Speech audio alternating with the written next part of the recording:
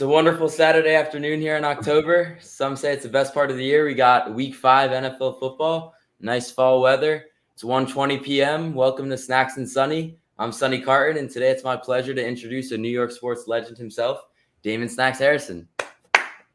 Hey man, appreciate the intro. You didn't have to lie that much, man. I'm just a regular guy who happened to spend 7 great years in the New York, New Jersey market, and it's a pleasure to be on here with you, man. No, the pleasure's mine. I look forward to this. If you would have told a 10-year-old Sonny Carton that he'd be sitting here right now, he wouldn't have believed you. So let's get into something we both love. And I'm not talking about the Chester's hot fries. I had some for breakfast. But let's talk some New York football. So obviously you played for both Jets and Giants. When you watch the games on Sundays, is there a team that you have a particular allegiance to out of the two?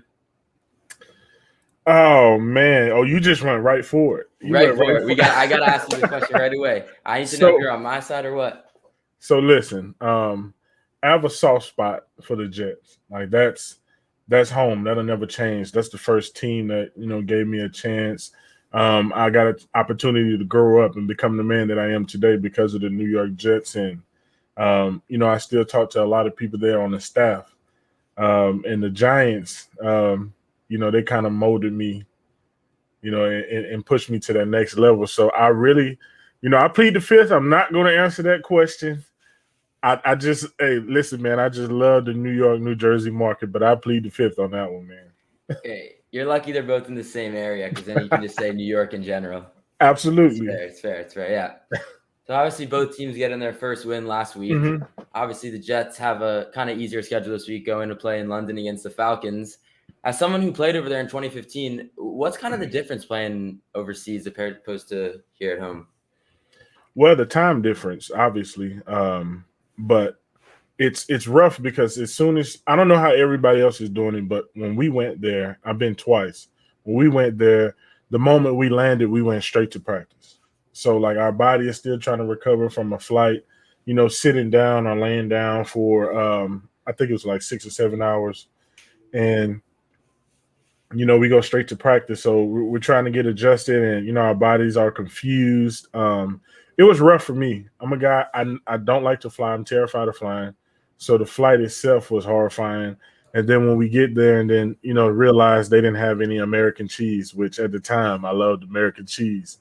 So the chef with the Jets, who was a good friend of mine, he got the Jets to bring in some American cheese just for me, so I could have them with my eggs and everything else, during the time we were there. But it was a humbling experience. It's weird seeing all of the fans there with, it was Jets and Dolphins.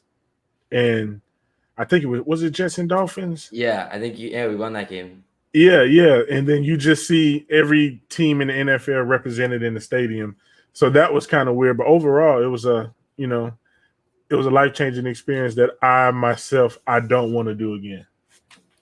And do you think it would have helped you out if you had been later in your career? And do you think it is something that's going to affect Zach Wilson as a rookie going over there? Or do you think it's just a new environment for everyone? Later in my career, yeah, I definitely think it would have helped me because I'd have been, more seasoned and knowing what to expect. It was a new thing for a lot of the guys on the team. So really wasn't anybody to lean on to ask about the experience, in terms of, make sure you don't do this. I brought my Xbox, I plugged it into the wall, my Xbox just fried. That's something that guys who've been there before can let the younger guys know to make sure you get this certain type of, deal so you're not bored. So the entire time I was without my Xbox, the food was different. So, I was kind of struggling over there. But I think Zach will be fine. There's a lot of people there who've been to London, and he can lean on a lot of experience. Yeah, I agree. I think he'll be good. I like what he's shown so far, kind of improving from game to game. And I think it's a good chance to show it off against the Falcons team that's clearly struggled in the past few weeks. Yeah. But going forward, still has a lot of upside, obviously. The Kyle Pitts selection, they have stud Matt Ryan. So I like the Falcons. I don't think their season's done, and I don't think the Jets should just roam in there thinking they have an easy win. I mean, you know how it is. No game is easy. But I think I'll be excited to watch the game. I don't know how much I'm going to catch of it because I can't promise I'm going to get up at 9:30. But what about you? Do you get up early on Sundays to watch all the games, or you got the kids? See, that's the thing. That's the other thing about being in London, man. So the game started at 9:30 Eastern time here. So imagine waking up at, I want to say about 3 o'clock, 4 o'clock in the morning, trying to prepare for a game. Guys who normally aren't big pre-workout guys are now taking pre-workouts, trying to get up, trying to trick their body into, that's why a lot of those games start slow. Either it's great offense and bad defense, or, the defense they always start off slow. But I'm not a big, I don't watch NFL games. I watched 2 games this season, which was new for me. But now that I'm more so into that portion of my life, I think I'll wake up at 9:30 to see how some of the guys react to being there. So you say you don't watch all the games. Will you still get just because I'm sure you still keep in contact with so many guys and teams around the league, so I'm sure you still have a great feel for how the league's going and which teams are excelling. Mm-hmm. Yeah, absolutely. I talk to a lot of guys around. I got friends on just about every team in the NFL, and we all stay in contact. So I still have my ear to the NFL circles, and still have a little in, if you will. So obviously Jets Giants are in kind of 2 different situations. We have the Giants trying to rock out with Daniel Jones, who's been there for a few years now, and obviously the Jets trying to start fresh. Which of the 2 teams, obviously you don't have to pick alliance, but which of the 2 do you think kind of is closer to get into the playoffs, or is kind of towards the end of the stage of building up a good team? It's absolutely the Giants. Absolutely. I think the Jets' future is brighter. They have a better chance moving forward, but for now, I absolutely think the Giants, based on the defense and the players they have, it looks like Daniel Jones is finally starting to come along. And I say finally, he played well last year in spurts, but this is that point in his career where it's kind of make or break. And I think he's excelling in some ways, but the Giants defense is pretty good, and they're going to turn it on. They're only going to get better throughout the course of the season. And I believe in Patrick Graham. Patrick Graham is one of the smartest people I ever been around, one of the brightest football minds. And he's the defensive coordinator who used to be, my defensive line coach. So imagine one of the smartest guys in the NFL trying to coach, defensive line. We knew he didn't belong in our room. We knew he was destined to be a defensive coordinator, our head coach. But I definitely think it's the Giants. That's interesting because, obviously I'm a Jets fan, but I love Giants too because just living in New York and I watch all the Giants games. My roommate's a Giants fan, so he's going to love that you said that. but I don't disagree because, biggest thing with Daniel Jones last year was just the turnovers. You can't win a game if you have more fumbles than games played in your career. And that was obviously something he struggled with. And going into the season, he's limited it a lot. And I think with the defense stepping out there and showing that, listen, even if we're having trouble putting up points, you're not just going to come in here and score on us. Right. I think that's kind of been the Giants' identity this season, and that's what they'll try to build off of. But obviously, having James Bradbury out there, having guys that are just solid and know how to play the right way, things are going to go right on Sunday. They'll tell you that. No, absolutely. Absolutely. I agree with you. So what's one thing about the Giants-Cowboys rivalry and maybe something one piece of something you could give outside of the game itself that got you guys going on Sunday for that kind of matchup? Well, coming from Jets-Patriots, it's the same thing. I actually think the rivalry between Giants and Cowboys may be a whole lot deeper than Jets-Patriots. Only because they it's not as lopsided, in the win-loss column as it is with Jets Patriots, especially in the recent years. But it you don't have to say anything, man. You can feel it. You start to see during that week, you start to see the owners more. You know what I mean? You start to see a whole lot of people from upstairs more. So during that week, it's this is Cowboys week, which was usually when I was there, it was the first game of the season. But it's Cowboys week, and it's repeated throughout the entire week. This is Cowboys week. So, it's a different feel. The food tastes different. The mood in the locker room is different. The mood in the, at the stadium, in the locker room at the stadium is different. So, and you can feel it with the fans. It's not like just going to Philly. You can feel it. I was gonna say, because to us it makes everything. I mean, especially if you're there with Yeah. a friend who's a fan of the other team. I mean, you look at the schedule, you see the Giants are playing the Cowboys, like you said, Jets are playing the Patriots. I mean, as a fan, that just turns you on immediately. So you like to see that it does the same for the players and kind of gets them going. I mean, it'd be hard not to, especially Yeah. a rivalry like Giants Cowboys where they play each other so often. Yeah. So let me ask you a question. Where were Yeah. you Thanksgiving 2012? Let me see if you remember that day in Jets history. Thanksgiving 2012, I Uh-huh. was in Pennsylvania, definitely watching the game. And I remember, how could I even let that slip through my head? How Yeah, could I even yeah, have let that slip through my head? I don't want to yeah. bring that day up. I don't want to bring that day up. I don't want to No, talk about the butt man, fumble. hey, we got to talk about it because look, let me tell you something that a lot of people don't know. During that game, I was inactive, and I was like, it was kind of cold. I'm sitting on the bench. We're getting blown out. I think they scored like 17 or 21 points in like 2 minutes or something like that. And I'm on the bench and I don't know it, but I fall asleep. Like I'm sitting up on the bench sleeping, and out of nowhere, Jeremiah Bell and Calvin Pace, they tapped me. They like, man, get up. And when I got up, I looked. They had like 5 cameras just snapping pictures of me. And luckily, they didn't know who I was or whatever else. But I didn't make the front page of the news section that day, so I'm great. That's my story with the butt fumble. Like I was so grateful for not being put on blast for that, man. I love it. That's so funny. Yeah. Got your little, got the butt fumble connection. See, I had erased it from my mind. You can't, man. You can't. That's history. That's history. Yeah, no, it is. You're right. You're right. I mean, there was a similar play that they tried saying this weekend of the pick that hit off of they called it I forget what they were calling it on Twitter, but some of the play hit off the guy's like crotch area and he caught it. They were trying to say it was worse than the butt fumble, but nothing will ever be worse than that. That was That was a low point, man. That was a low point. What was the locker room like after that? Was anyone talking about it, or you guys lost some No, energy? It was just no, like it was one of those, man, let's just forget about it and move on type of deals. But we didn't realize that it would become what it's become. Like we had no idea. Like a lot of us that were on the sideline, we didn't even see that happened until we got back the next day, or people saw on Twitter. But we had no idea it would become this big. yeah. I mean, it's almost hard to like. You'd think at the time that it was just a random play, just one fumble, but the fact that it got scooped and scored, and it's the fact that it was on Thanksgiving and everyone was watching, you almost couldn't escape it. It just was destined to turn into something, and of course, it had to have been Sanchez to have done it. Yeah, man. So what did you think of Mark Sanchez's time with the team?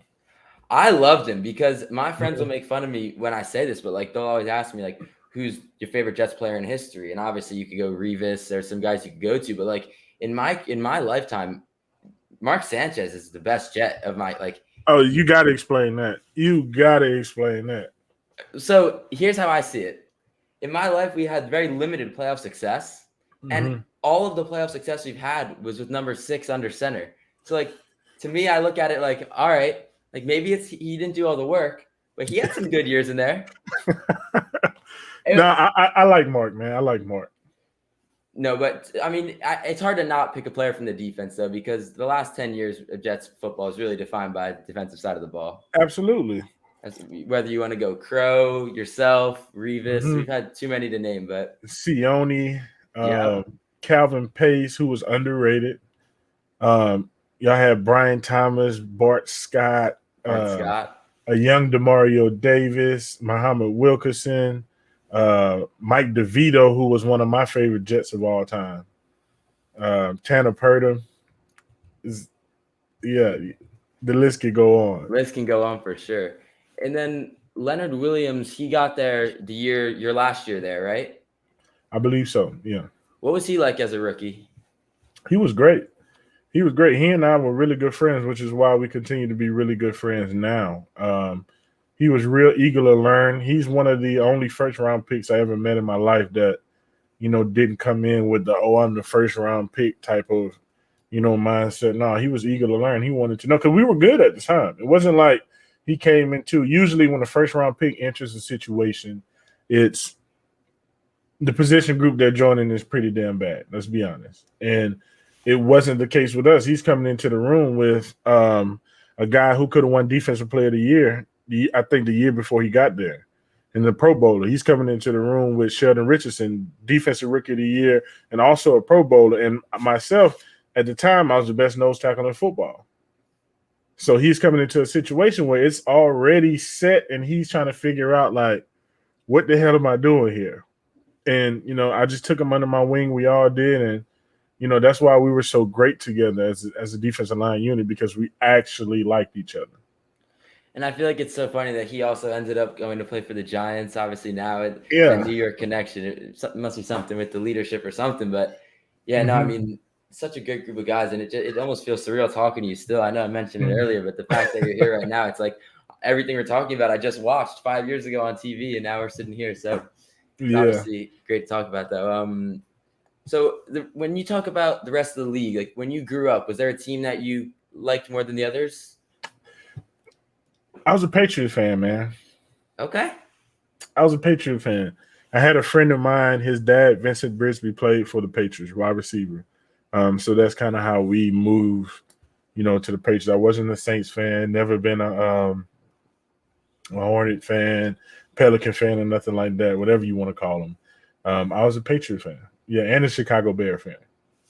Okay. That's interesting. That's interesting to me. Yeah.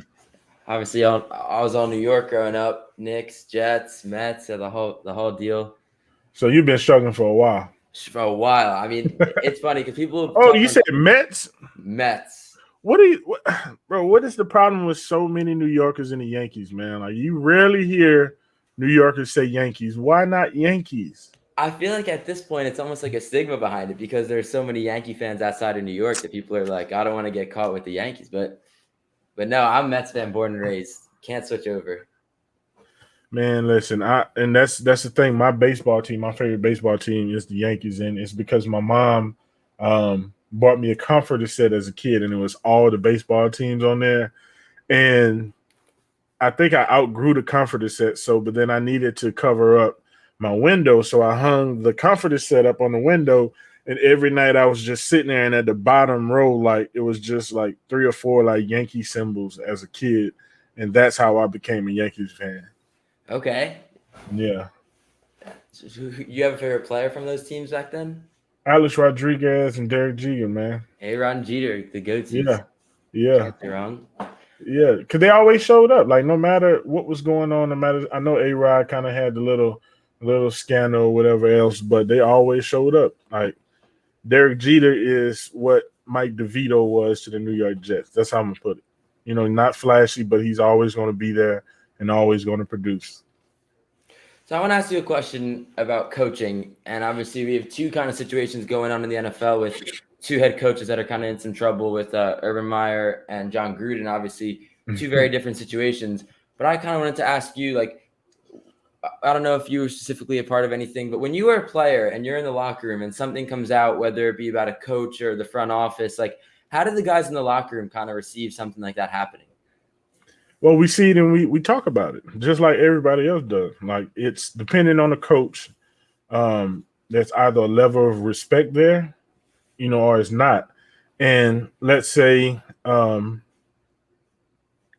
I don't even know. I'm trying to put a name to it. Let's say I was playing for a well-respected coach, whoever that is, been coaching the team for, 10 plus years or whatever else. And we know the type of man he is. And, we know everything about him. And it's not a case like for Urban Meyer, who's a new coach, and guys don't know him. They're still trying to learn him. It's going to be talking to the locker room, not more so. Not going to say they don't respect him, but they really just don't know him yet. They don't know his character. They don't know, who he is, the makeup of who he is. So until they figure that out, it's always going to be some type of, you can't tell me. I'm going to put it to you like this. He won't be able to tell that team certain things anymore. And you'll see a turnaround of that roster in the next 2 or 3 years based off of that fact that I just told you. And he knows a lot of the guys that they have there now can't be around in 2 to 3 years because of what's happening right now. But then how do you work through that as a team? Because I agree with you, and it almost seems like that has to happen for especially a guy like Urban, who you couldn't really see him there if things went well being there for another 4 or 5 years. So it seems like you better there. But how do you kind of like acknowledge that that's happening on one hand while also focusing like, all right, we got games to win on Sunday? And that's the thing. They make a big deal about distractions in the NFL. It really doesn't, from my point of view, from what I've seen, it really doesn't affect a team. Like, no matter what it is, unless it's something like really, really big, you just go about your business. You do your work. You go to practice. You know, if it's a coach or something like that, that coach, you can't tell me anything about being, you know, honest or don't do this or don't do that when you yourself did it. You know what I mean? It's kind of like we're going to ignore it, put it to the side. We're going to laugh. We're going to say our jokes about it. They're probably going to make light of it a lot of the time, honestly. You know, some of the older guys are probably going to do it in front of them, you know, just to make it a running joke. But you just ignore it, man. There's really no such thing as distractions in the NFL if you got a job to do. If you're so worried about the social media and what people think, then you know, you'll be consumed by it. But I've never let anything outside of what I'm doing bother me. Yeah, I think that speaks to who you are as a player and just how you got things done on Sundays, because there are definitely guys that take the NFL and get the job and start to focus on things outside of the football itself. Absolutely. To me, the specific thing that happened with Urban was just funny because it's such a, like, not that it's a familiar thing, but it's something so crazy in sports. Like when a guy will get caught out at a bar doing something he's not supposed to be doing with, right. with family back home. And it's almost like the players, like, how could you not just all laugh at the coach when it's this guy who they hire, this new guy from college who obviously has a legitimate record in college. No one can question there, but comes to the pros and try to have some success. And here you are, like, this guy's trying to build up a reputation and he gets caught week 4 of the season out where he's not supposed to be. Like, to me, that would be like the absolute worst thing. A coach, like, how could he ever do that? Like, yeah. It's tough, but again, if it was a player, you know, it would absolutely be blown out of proportion. But because it's a coach, they're going to sweep it under the rug. They're going to laugh about it, talk about it for a week or two, and then you won't hear about it again. It's true. It's true. I mean, it happens so often, though. Whenever it's a player, it's always worse, no matter what it is, whether that be on the field, something, a mistake, off the field. And it makes sense because those are the guys that are playing and getting paid the bigger amount of money, but it definitely is unfair. Hold on, man. These coaches are getting paid a lot of money, well, too. Now that's fair. That's fair. With fully guaranteed contracts, so you can't let him go in 4 to 5 years. Like, he's there. He's there. That's true. And exactly, yeah. And he doesn't have a risk getting injured either. Nothing. His money's sitting in the bank. Yeah. Yeah.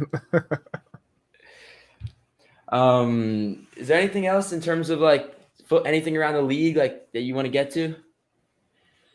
Specifically, that was on your mind, like young player you love watching or anything of the sorts?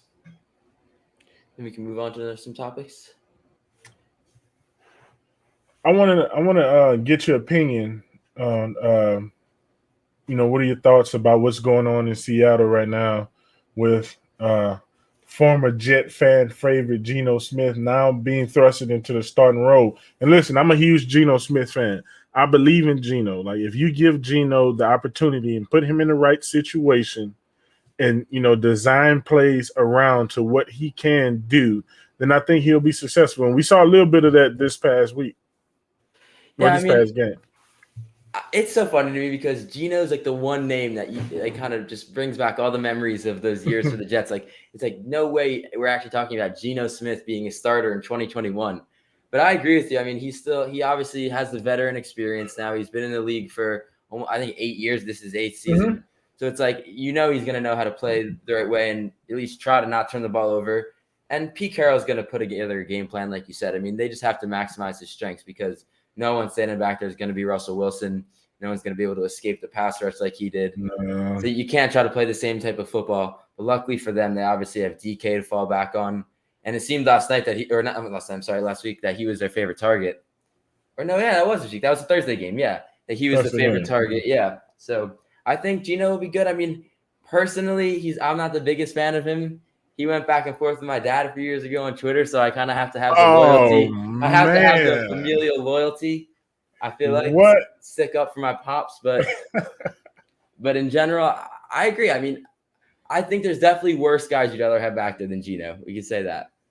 Geno's better than a lot of. I tell you what, there's a few starters in the NFL I know Geno is better than. Can he be better at decision making? Yes. Was his time with the Jets as bad as people thought it was? Absolutely not. Absolutely not. The kid had a lot of success. Was it his rookie year?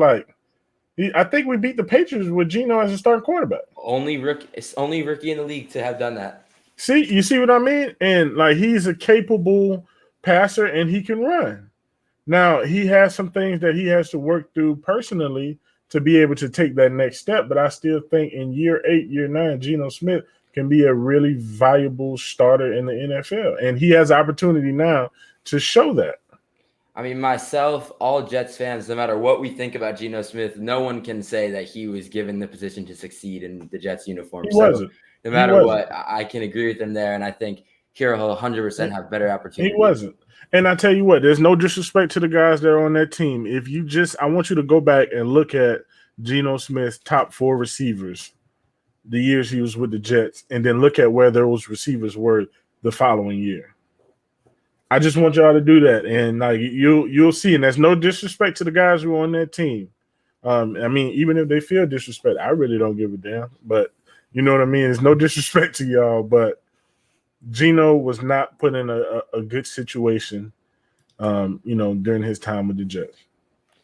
And I feel like that's a big thing in football. Not that it's changed from the past, but people just underestimate how important situations are, especially with young draft picks, rookie quarterbacks who rely so much on having targets to throw to, guys to block for them, coaches to call the right plays. I mean, you even look at some of the guys in recent years, like how would Sam Darnold and Lamar Jackson's careers be different if one of them was drafted to the Ravens and the other to the Jets? Like, I think about those two often. Like, that would be a different story. We'd be talking about a lot of different things here. Yeah. Even from my time in 2012, if you look at the Jets draft picks from 2012 until now, I just don't know what it is or what's happened, especially between 2012 and I think like 16 or 17. It's just, it was a different type of environment there that everybody wasn't ready for, especially, younger guys who were thrusted into positions to, being forced to produce and wasn't ready. I want to ask a specific question about Tim Tebow, and it's a little bit of a weird pivot here, but I know you guys shared the field for a little bit there in 2012. Yeah. What was it like having a guy like that who obviously had all the hype surrounding him in college, and then at that point, obviously, he kind of died down, but still, what was it like going in with the guy who obviously had the past and had the name and like getting to meet him for the first time and share the locker room with him? Listen, man, it was surreal. I still have the picture on my phone right now, Tim Tebow and Urban Meyer standing up talking at the Jets facility. Like, I still have that picture on my phone now. Like, it was like, to me, it was crazy just being around him and getting the chance to see him. And my first experience with Tebow was during training camp, during the conditioning test. I'm running, but I'm tired. I'm about to just call it quits and do it tomorrow. And Tim came by me. He was like, "No, man, you got it. I get it, man. Keep pushing, keep pushing through." And to me, it was kind of looking up at God for a second, like, "You're right, man. I got this. Let's go."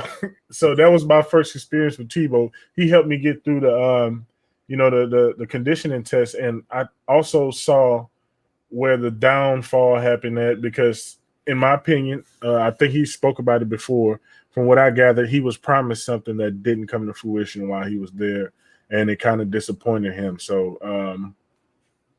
overall, my experience with him was good. That's awesome. Have you ever thought about kind of going into coaching? I have. I just don't have the patience.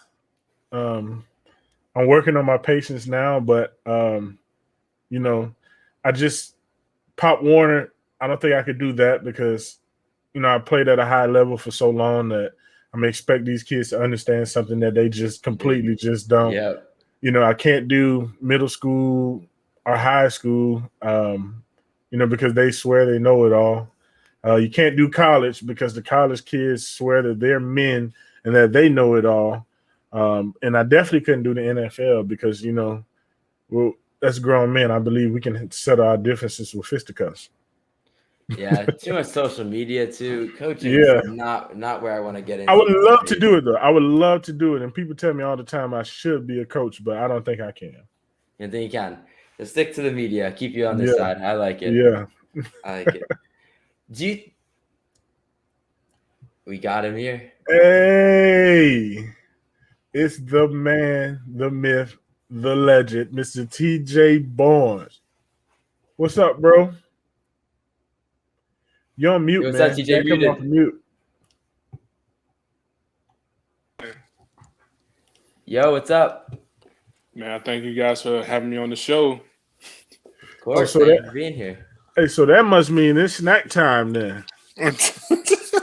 Yeah, it's snack time, baby. Mhm. It's it's about that time. And I can't say snack time too loud because my kids, they hear snack time and they just go crazy. They just run straight to the pantry. And what's funny is I'm right behind them. Right behind him. But yeah, man, hey, one of my great friends, TJ Barnes, man, one of the people that throughout my career, I've been blessed to be around and actually form a relationship with outside of football. So TJ, man, again, thanks for coming on, brother. I appreciate it. Even though you did me last minute, I didn't feel like, I was like a priority. Like, this is like the first guy we want. I had to be like, all right, cool. We had Part Q, he had canceled. Double D, he probably wasn't available, whatever. All right, cool. Throw TJ in there, see what's happening. But again, thank you for having me. TJ, listen, you were my first choice. I promise you. You were my first choice. Seriously. Hey, seriously. That is on record, and I can show you it's on record. You were my first choice. You know how I am, man. I do everything last minute. But thanks for taking the time out, man. No problem. So, hey, you watching any of the games this weekend? Oh yeah. I can finally root for my Cowboys, being that you don't play for them or whatnot. Like, I'm a diehard Cowboys fan, but being that you're my boy, I never rooted for them while you were playing or whatnot because I'm like, all right, cool. I'm loyal to the Cowboys, but we boys and stuff. So, but now. That might have been the worst thing you could have said. I'm blocking you out of my phone right now, TJ. It wouldn't be the first time, but I've always been like the Cowboys and the Ravens fan. I got integrated being a Cowboys fan because one of my favorite players is Dak Prescott, and you can't really root for like solely Dak Prescott and not the Cowboys and stuff. So, and just always been a Ravens fan. Hey, I'm sorry to hear that, man. I'm sorry to hear that. Shout out to it's definitely been tough for like the past couple years and stuff. But couple years? And Michael Irvin still on couple decades. It's all good. It's all good. We're going to the Super Bowl this year. We got a quarterback. Our defense is, I think we like top 10 in takeaways and stuff. So just know the Giants are primed for an ass whooping this weekend. Listen, let me tell you this. Y'all had a quarterback for some time now, for some years now. Your defense has been good for some years now. What do you think is going to happen now? What'd you say? I said y'all had a quarterback for some years now. Y'all had a defense for some years now as well. So I'm just really wondering, what do you think is going to change this year? What is going to click? We just got the mindset now. That's all. We just got the mindset. That's it. You're putting your eggs in the Jason Garrett basket? Oh no! That's I'm sorry. We ain't got I'm mistaken. Sorry. You're putting the eggs in the Mike McCarthy basket? That's what I meant. Don't mix the names up. Nah, you trust Mike McCarthy to bring in a revolutionary offense? I don't know what he's doing, but whatever it is right now. So. Hey, let Dak cook, right? Let Dak cook. Let Zeke eat. Hey, that's all I'm gonna say. So listen, I'm glad you said that, TJ. You're on here. Can we please put it to bed once and for all? Who was the first person you saw doing this motion? TJ? That was you. That was you. Thank for you. Sure. Thank you. I don't know how all the time about it.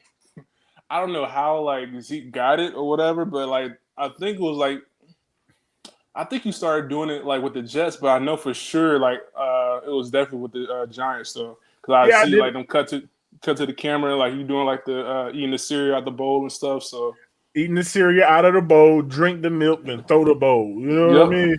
Because you did it versus the Broncos when you got a sack. Yeah, and I did my very first sack against Tom Brady as well. I got up and I did it then too with the Jets. So we're setting the record straight. Go check out Damon's first sack. It'll evidence is there. There's no question. It's inarguable. I don't have a lot of sacks in my career, so I haven't done it a lot. Right. But when you did.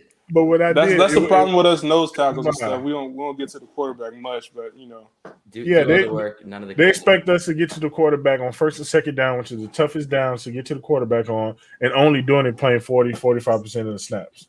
Right. I don't know what you want me to do. But TJ, this is something I wanted to ask you, man. What is your favorite or most memorable Jets moment? Oh, I have two, and since we were speaking of sacks, is when we played in London, and I got my first sack, and this fool Gilly got pass interference. I'm talking about I'm hot in my helmet because I'm like because it was like because we ran some type of game or whatever, and Bo almost got to him before I did, but I got longer arms than him, so I pulled him down and stuff. Yeah, I pulled him down, I'm celebrating and stuff, and then I turn around and I look. Flag on the play. And I was just hot, and I kept trying to get because it was funny. Pouncey was talking mess and stuff, and I got the sack and stuff, and I was talking like, got called back, and some other words that I can't use on here and stuff. But the second moment had to be when we played not the Bears. We played the Dolphins on Monday night or whatever, and it was right after that Bills game where we were just rattled with injuries and stuff, and it was I knew I belonged in the NFL. I could actually play and stuff. I got like my first TFL. So was that your welcome to the NFL moment, you mean? No, it wasn't my welcome to NFL moment. Okay.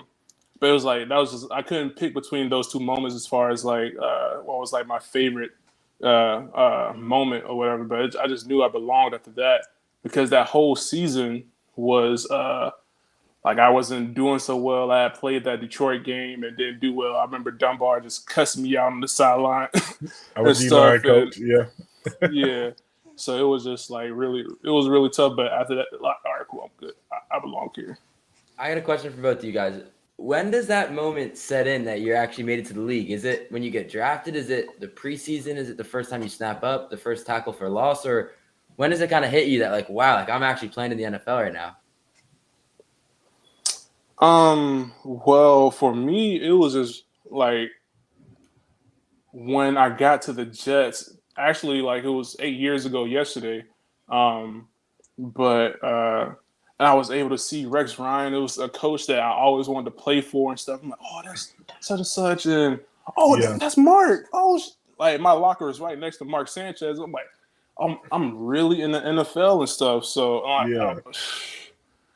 it kept happening throughout my whole career. Like when I was at the Bills and I seen Reggie Bush and like that was like my idol growing up, watching him at USC, going to the Chiefs and just seeing Andy Reid and stuff. So that moment just kept happening. Like, damn, NFL, and I'm really doing this, you know.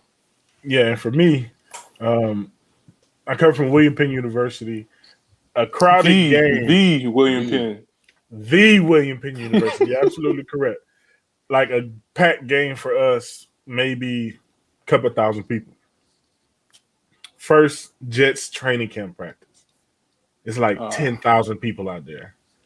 I was so scared to move. Like, if people like actually right there, like 10 yards away from me. I never experienced it before.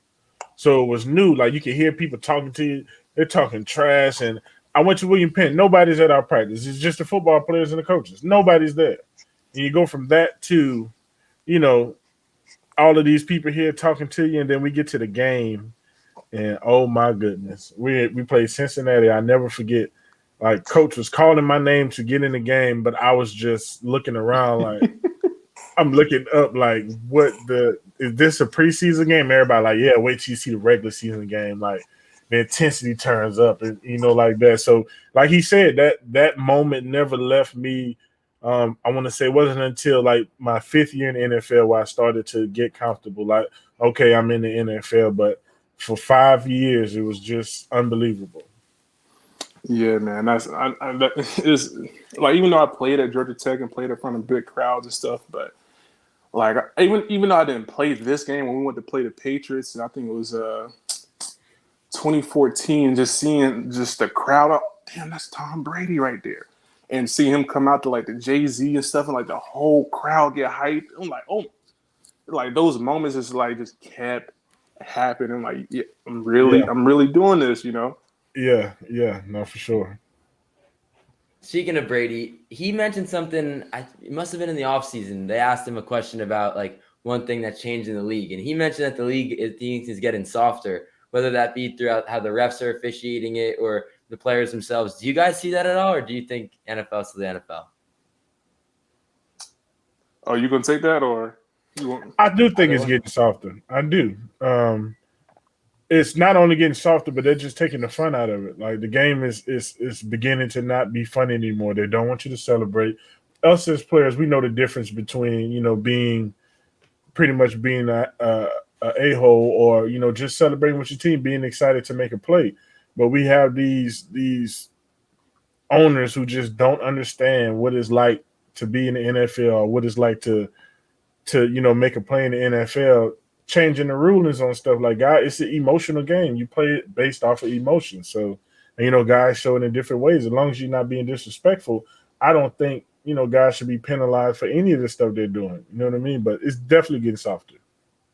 Yeah, I definitely can agree. And I remember when I was with the Chiefs, we were playing the Titans, and I got a good hit on Marcus Mariota, and I'm coming down on him, and I'm trying to roll off him, but I can't really adjust. And they threw like a rough in the. I'm like, what do you want me to do? I'm like, I'm 355 pounds and stuff. Like, there's not much. Come on, TJ. Put the real number on it, TJ. Put the real number on it. At the time, I was like, because I was taking my weight serious now versus me being retired life. I'm getting back on it though. But 355, you're lying. I can't let you go on, TJ. What? You're lying. I cannot let you go on. Yo. All right. So to fill you in a little bit, we've always gone back and forth about like our weight and stuff, and like either I've been heavier than him by a couple pounds, or he's been heavier than me, and we've always had like the routine. All right, cool. All right, when it's weigh-in day every Friday, all right, TJ, what you weigh in at? All right, cool. I'm a little lower than you, so they can't say nothing to me or whatever. So they probably gonna say something to TJ. Well, I'm just saying, or whatever. And like in the off season, we'll hit each other up like, cool. What you weigh? Like, yeah, I'm like 365 right now. I'm 370. I'm like, I gotta get this down and stuff. But back to what I was saying. But yeah, it has gotten so. It's gotten a lot harder for like defensive players to actually just play and without thinking, because that's the best. Like, you don't want to be on the field just thinking like, damn, I don't want to hit him too low or too hard or whatever and stuff. So yeah, like it's definitely gotten softer. Yeah, I feel like that sucks too, because you see it with the NBA also, how it's not like they're trying to make the game better, but to like specifically focusing on one side of the ball and making it harder for the defense to stop the offense. And especially in football nowadays with the talent on the offensive side of the ball, that's the last thing guys like yourselves need, trying to stop the quarterback. Right, exactly. I don't need to be running and thinking like chasing down the quarterback like, damn, I need to hit him this type of way or whatever. That's too much. That's too much. And I'm already not as fast as like everybody else. I always had a faster rating than Damon. Man, get out of here, bro. Get out of here, bro. Get out of here. The last time I was on Madden, I can pull up the last time I was on Madden. And bro, they just had whoever did that was just. I was about to ask you guys about that. If you guys play Madden right now, who's winning? Oh, B. Oh, TJ, hold on. Hey, hold on. Most definitely now. It's hey, this is a deep question that you're asking. This is a deep question you're asking. This goes back some years, dog. Okay. It goes back some years. TJ, tell the truth, TJ. Tell the truth. You got an opportunity to tell the truth, because we will have DeMario on here, and DeMario will call you a liar if you lie. DeMario ain't that much better than you. Right now, I'm definitely giving Snacks to smoke for real, because I'm like, because he's just getting into retire. I don't know if he's officially said like, "Oh, I'm done" or whatever. I never know, but I've been retired for like a while, so like I've got some chances to hone in my skills on Madden and stuff. So, anytime you want to smoke, let me get my controller right here. I'm ready. Just let me know. Okay. But in the past, he has gotten better than me. I think he's like, man, listen, man, what we doing, man? Stop playing with me, man. What we doing, man? We're gonna have to get a game in at some time. Yeah, absolutely. But yeah. Like in the past, though, he has gotten the best of me or whatever. But like, so. But yeah, Super Bowl winning. Don't let Double D come in here and lie saying he was like the best one though. Super Bowl winning Snacks Harrison on Madden in my franchise multiple years. Because he hadn't invited me since whatever because he realized I was starting to get good, but like he knew about like this player or whatever. I think it was like in 2014 or 15. You're talking about Robert Yu. Robert Yu. That's talking about Robert Yu, my wide receiver. Yeah, this guy will get so good so fast, and I'm like, how? Like none of my rookies were getting that good so fast or anything like that. And then I did some research, and like it was a guy who he had wished to always be in like a Madden. I think he had cancer or something like that. Or he was like a kid, and so they put him in Madden and I found him. You found him, and he kept getting him. He used him. I found him. And also with that free safety that could play quarterback. I don't want to say his last name wrong. Obi Melifonwu? I think so, yeah. And I moved him to quarterback, and I started dominating the leagues, and everybody started to use that against me. And now, like in the leagues and stuff, now like whether you go on like Facebook to find like a good league and stuff, they make sure like rules like that, no position switching and things of that nature. They're serious about it too. Yeah, yes. Oh yeah, I'm serious about Madden. Madden, a lot of time goes into Madden and Call of Duty. So a lot of guys like that in the league. Mm-hmm. Yeah. Because I know when I was with the Jets and stuff, like we had a little group and stuff. Even though like Snacks, he's going in his own way with other guys and stuff. He's not loyal to the 187 group.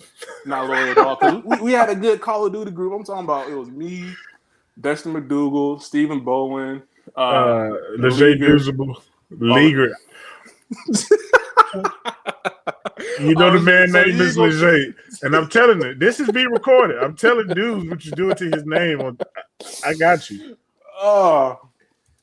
Leger Duzable and stuff. We had a good, solid group, and then Dane went to the Giants. I went to the Bills and stuff, and just wasn't able to keep it together. But and what's crazy is I was like the worst one on Call of Duty, the worst one. Like, and the only one you got better than was Dude. So don't listen. No,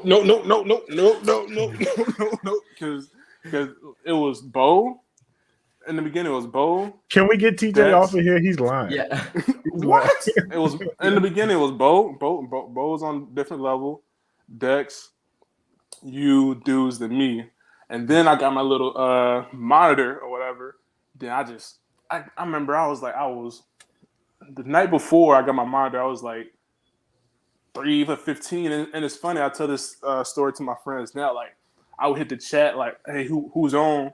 And it'd be crickets because they knew I wasn't gonna be any good. Like, hey, TJ about to be out there dying. Hey, everybody appear offline. Everybody offline. But if like somebody like Dex or Dame or Bo hit the chat, hey, let's log on. Everybody, all right, cool. Give me 5 minutes. I'm like, but as soon as I got my monitor though, and I got a lot better, it was a different story. I can say I was just about as good as Dame was or whatever, but I was definitely better than Dudes. I wasn't as good as Dex yet, and Bo was just on a different level. I think it's because he was a little bit evil too. So yeah. It's got to be worse. No, you go. No, go ahead. I was saying it's got to be worse nowadays too because you got the older guys like you guys that are vets on the team. then you got the younger guys coming in that are like almost my age that grew up playing video games. So I'm sure the battles have only gotten more intense. Oh, now it wouldn't be close. Weird. It wouldn't be close now because all I do is game. Like, yeah, I'm a cloud analyst now, so I'm like, all I do is deal with software and gaming and whatnot. So it's like nobody's can see me now. No. Yeah. So TJ, I got a question for you, man. Before we let you go, brother, do you have, and be careful, do you have a snacks moment, a favorite snacks moment, a funny snack story that you can share? And be careful, man, because I know where you live. And when you guys sent me this, it took me a minute to actually just think about it, because there's a lot of funny moments, and I'm sure like a lot of people will come in here and just share like their most funny moment. But a moment that it meant a lot to me. I got my baby right here, but yeah. So I was cut in 2015, the day before we played the Bills. Like getting ready to drive to the stadium stuff and whatnot. And then I went to actually go play for the Bills like a week later, and nobody really reached out to me except for like Dame and Bo. And that right there just really, really, really, really meant a lot to me, because it was just tough being cut. And then I'm like, man, I thought I was going to retire here, things of that nature and stuff. But Dane, he reached out to me, and it was like, man, this isn't just like he's just my teammate. He's an actual solid friend, and that really went a long way to me and stuff. So. Yeah, that's probably like my favorite snacks moment that I got. Yeah, man. Yeah, appreciate that. Yeah. Bro. Appreciate it. You're a good dude, so I had to make sure to stay in contact with you. Oh, for sure. Appreciate you for coming on, man. Thank you, brother. Oh, again, hey, I'm welcome to come again and stuff and talk mess or whatever. If you need a guest and stuff, so just in case somebody call out or whatnot. Definitely, I definitely enjoyed the show, like in the pre-tape and just listening to you guys and stuff. So, 100%. Thank you so much. We'll have to get the Madden game in sometime. Oh yeah, if he ain't running and you start answering my text messages and stuff, most definitely. 100%. Stop changing your phone number, man. Let's start there. You the one that just said you got a new phone when you text me earlier today. He lost it. It's not. Listen, I texted you like a couple weeks ago. I just lost it. Like. Was it like last week? It's like I don't even know what today is. But listen, I just lost it, and then I got the new iPhone too. Yeah. So it's all good. Hey, I'm gonna just tell your wife on you. That's it. Hey man, get him out of here, man. Yeah.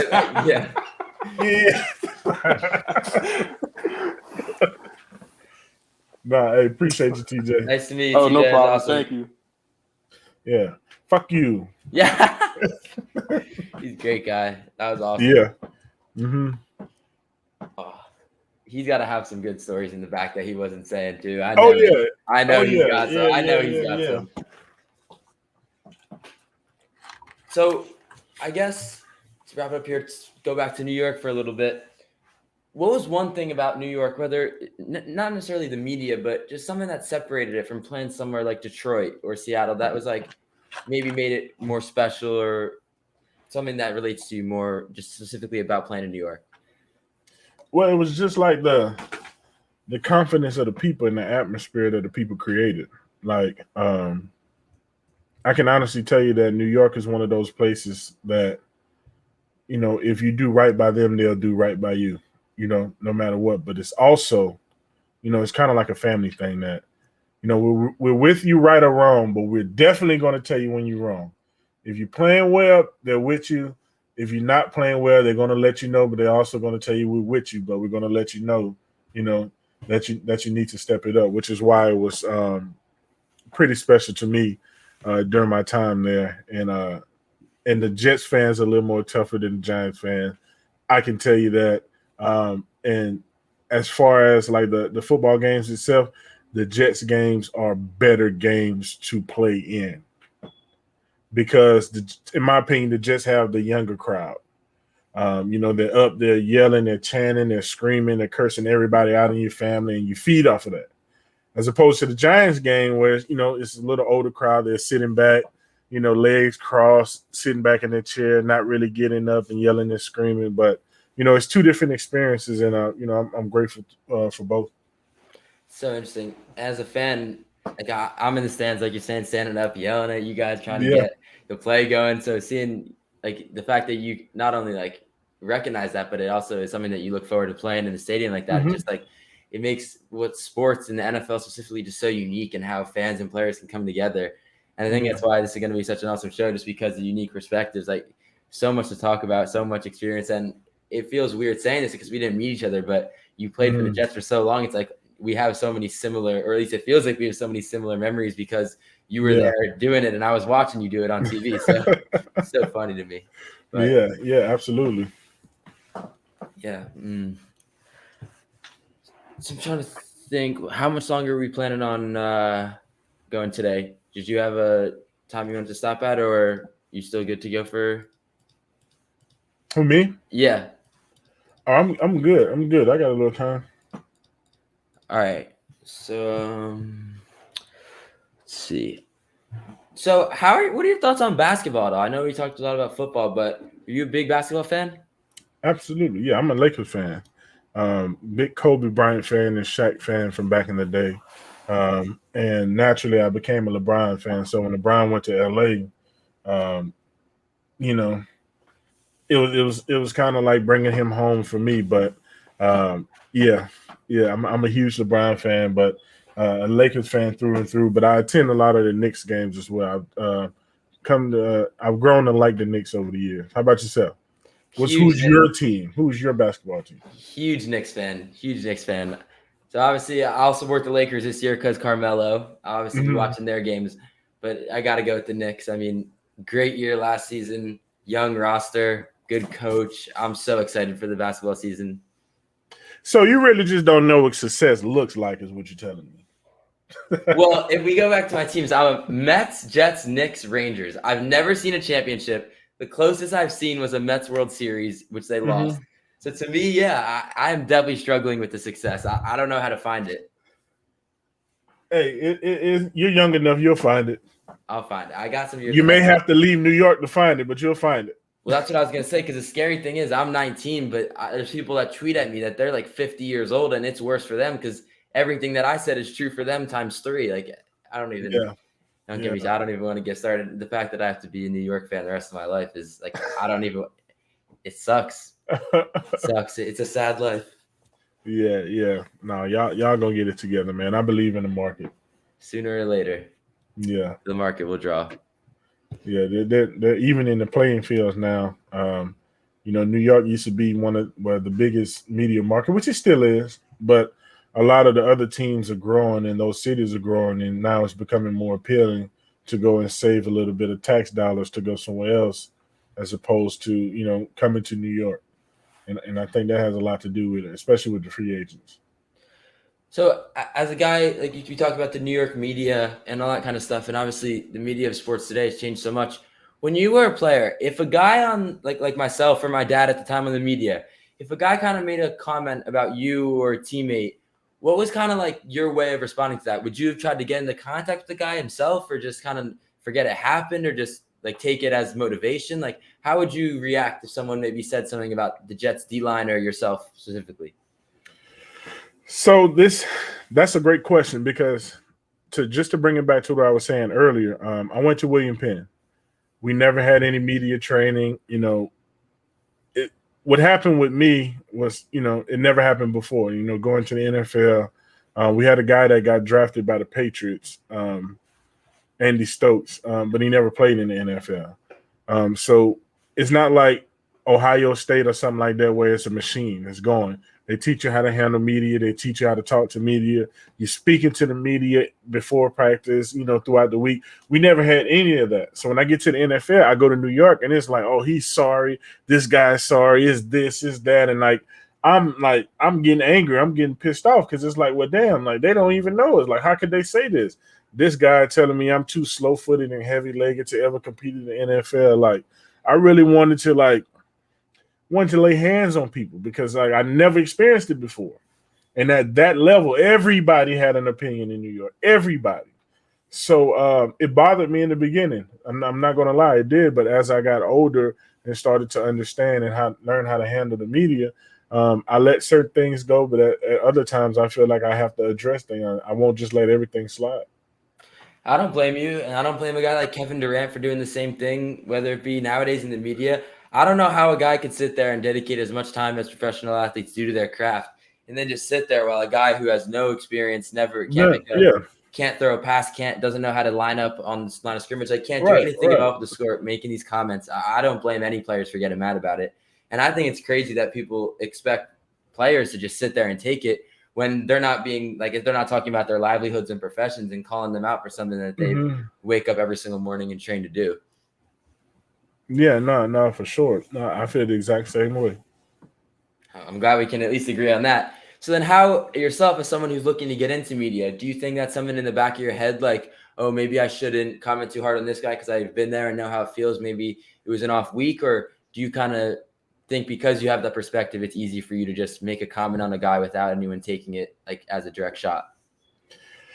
Well, one of the things I pride myself on is I really don't give a damn what anybody has to say about me or how they feel about me. So if I say something about a guy, I can back it up. It's not like, again, no disrespect, I'm not just that, guy that's just running his mouth and can't defend himself. I can defend myself through and through if anybody were to ever have an issue with what I say. So that's why I really don't give a damn about what I say.